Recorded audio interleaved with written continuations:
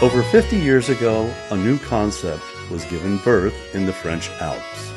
Its slogan, "No need to rent the room, buy the hotel, it's cheaper." Visitors could purchase the use of an apartment for a set time each year.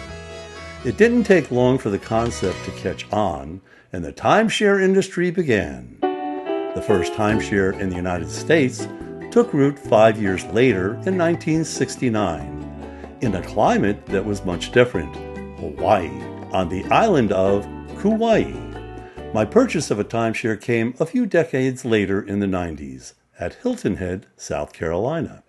It didn't come about as a result of a sales pitch to buy a timeshare.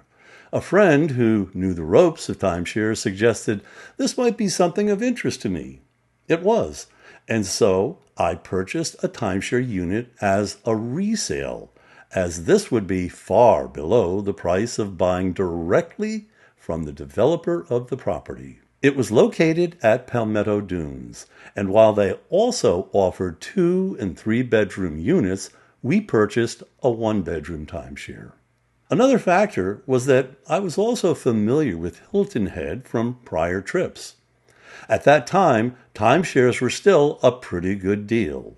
If you had the time to travel, especially in off-peak vacation times, you got a place that was more spacious than a hotel room and had the option of doing your own cooking rather than having no choice other than eating out. And with our kids young and the yearly maintenance fee for upkeep of the property relatively low, we thought it was a good deal, but we seldom used our week at the Hilton Head timeshare, opting for other places to visit. As timeshares quickly grew, exchange networks arose to give owners choices to use the timeshares of other owners. The first was Resort Condominiums International, RCI for short, founded in 1974.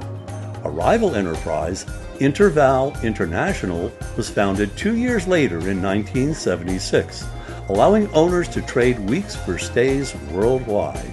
So our timeshare was exchanged for family trips that provided a week to get the taste of places we hadn't seen.